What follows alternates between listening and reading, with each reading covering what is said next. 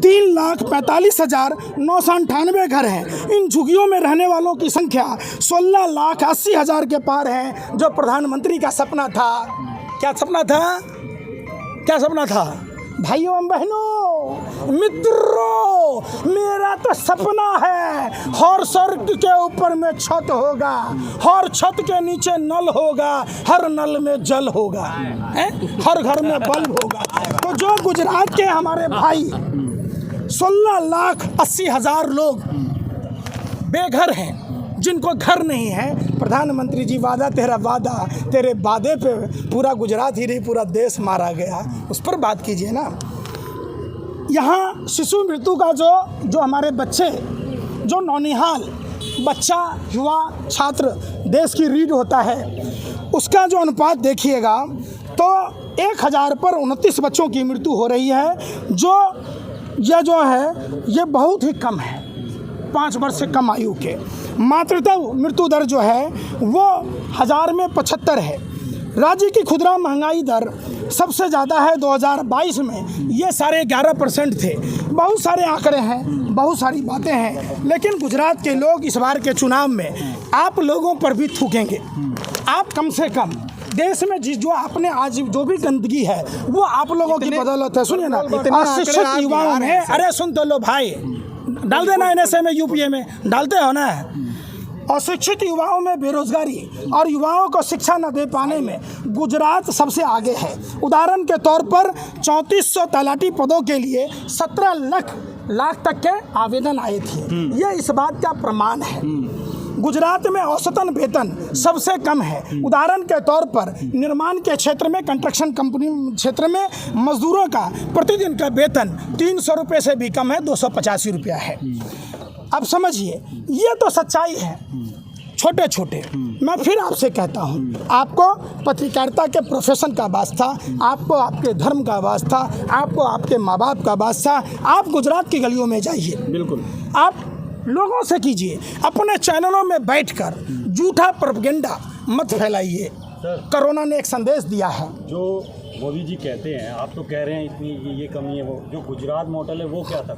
जो गुजरात मॉडल लेकर ही पूरे देश में देखिए, फिर मैं इस बात का दुर्विरोधी हूँ। प्रधानमंत्री मोदी जी अभिनय के मास्टर हैं, नौटंकीबाज हैं, हर बात को भावना से जोड़ देते। देश के प्रधानमंत्री सुन तो लो है, नौटंकीबाज कह रहे हैं सर। हम कौन है? हम कौन है? आप नागरिक। संविधान में कुछ अधिकार है हमारा?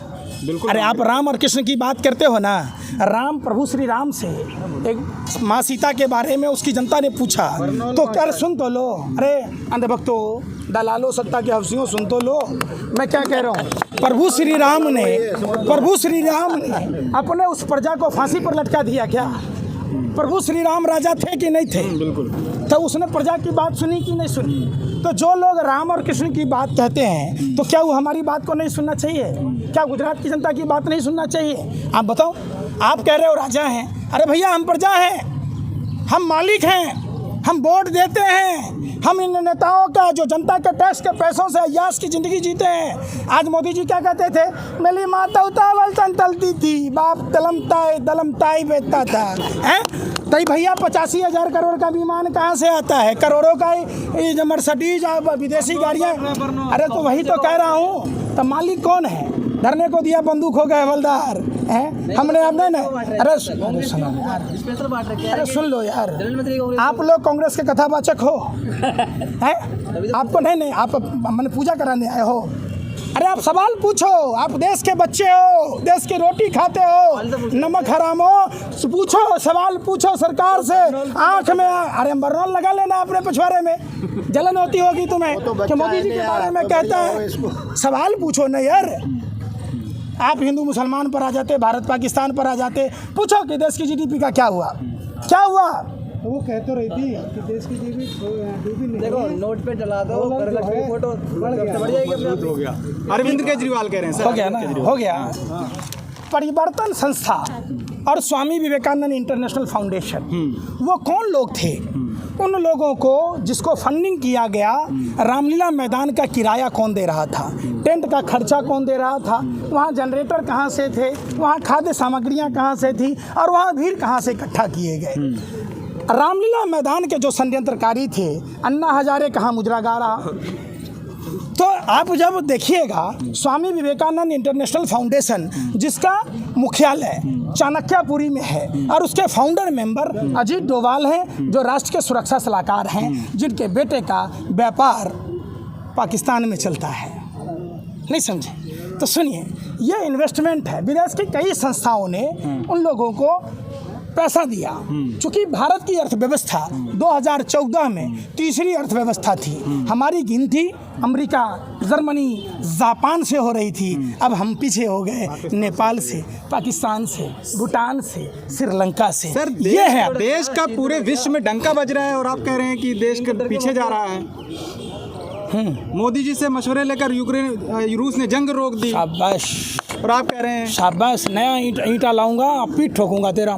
पूछो क्यों? हंगर रिपोर्ट में हम नेपाल से पीछे हो गए। और सर, ये सारी रिपोर्ट सुनो, आप पत्रकार, अरे सुन लो, आप पत्रकार लहंगरा हो। अरे सुन तो लो यार, आप पत्रकार लहंगरा हो। लहंगरा समझते हो? एगो होता थेथर, एगो होता थूथूर, एगो होता महाथूथूर। एक आदमी कहा गया तेरे पिछवाड़े में पीपल का पेड़ जन्म गया, कहा कोई बात नहीं जी, छाए हो रहा है, छाए होगा। वही काम कर रहे हो। हम भुखमरी में कहाँ चले आए? हंगर रिपोर्ट बताता है।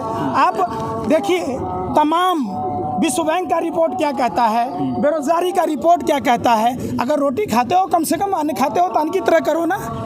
आपसे बेहतर तो कुत्ता है, तो कुत्ता रोटी खाता है, मालिक के सामने पूंछ हिलाता है, मालिक को देखता है, प्यार करता है। आप इस देश की रोटी खाते हो और इस देश के खिलाफ साजिश में हो। अरे निकलो अपने घर और मकानों से, जंग लड़ो इन सत्ता के बेईमानों से जो हमारे देश को गर्त में ढकेल रहे हैं। आप कह रहे अजान हो रही है, अजान हो रही है। Thank you sir, thank you.